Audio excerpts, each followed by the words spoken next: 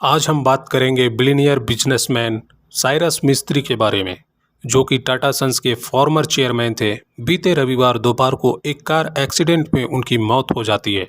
Cyrus मिस्त्री, जो गुजरात से मुंबई के लिए अपने कुल 3 सहयोगियों के साथ रवाना होते हैं, लेकिन मुंबई से 100 किलोमीटर पहले पालघर डिस्ट्रिक्ट में उनकी गाड़ी ओवरटेक करने के वक्त डिवाइडर से जा टकराती है और उसी वक्त साइरस मिस्त्री और उनके एक और सहयोगी की घटना स्थल पर ही मौत हो जाती है, जबकि उनके साथ सफ़र कर रहे 2 और सहयोगी जो बुरी तरह से घायल हैं, जिनको बाद में हॉस्पिटल इलाज के लिए ले जाते हैं, जो फ़िलहाल अभी ठीक बताए जा रहे हैं और उनका इलाज चल रहा है। क्या आपको पता है कि पारसी समुदाय में अंतिम संस्कार करने का तरीका बिल्कुल अलग है? ना तो इसे हिंदू रीति रिवाज की तरह जलाया जाता है और ना ही मुस्लिम रीति रिवाज की तरह दफन किया जाता है। तो आखिर कैसे होता है अंतिम संस्कार पारसी समुदाय में?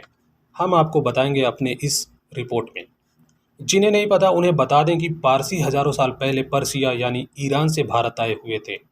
पारसी समुदाय में जब किसी की मृत्यु हो जाती है तो शव को शमशान या कब्रिस्तान में नहीं ले जाया जाता, बल्कि उनके शवों को आकाश को सौंपते हुए टावर ऑफ साइलेंस के ऊपर रख दिया जाता है, जिसके बाद गिद्ध आकर उन शवों को कुछ ही घंटों में खा जाते हैं।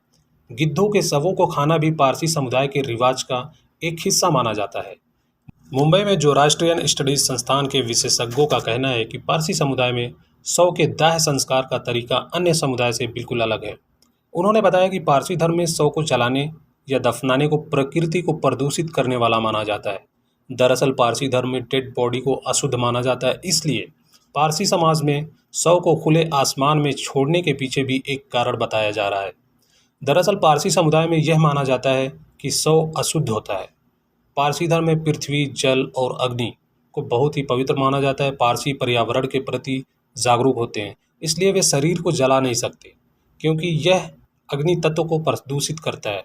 वहीं पारसी के शवों को दफनाया भी नहीं जाता क्योंकि उनका मानना है कि इससे धरती प्रदूषित होती है, और पारसी शवों को नदी में बहाकर भी अंतिम संस्कार नहीं कर सकते क्योंकि इससे उनको लगता है कि जल प्रदूषित हो जाता है।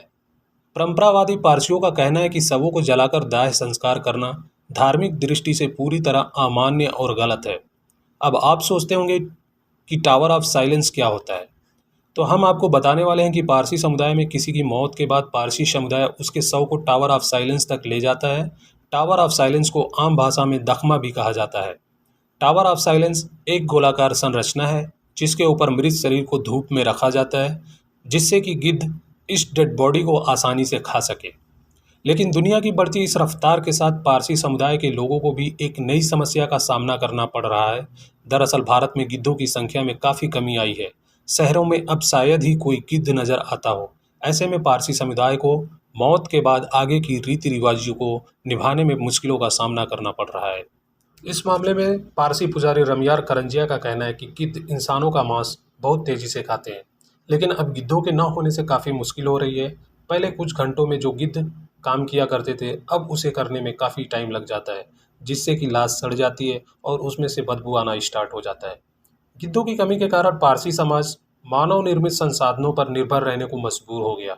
भारत के कई हिस्सों में पारसी लोग अब शव को जल्दी से भंग करने के लिए सौर सांद्रक की मदद ले रहे हैं, लेकिन यह तरीका अस्थायी इलाज नहीं है।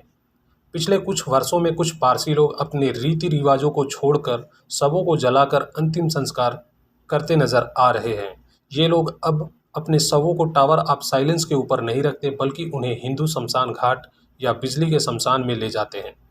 हैदराबाद और सिकंदराबाद में अंजुमन के ट्रस्टी रहे पारसी और पेशे से सीए जहांगीर बिजने ने एक इंटरव्यू में बताया कि पारसी समुदाय में शव को टावर ऑफ साइलेंस में रखने के बाद उनकी आत्मा की शांति के लिए 4 दिनों तक लगातार प्रार्थना की जाती है, जिसे अरंगा कहते हैं।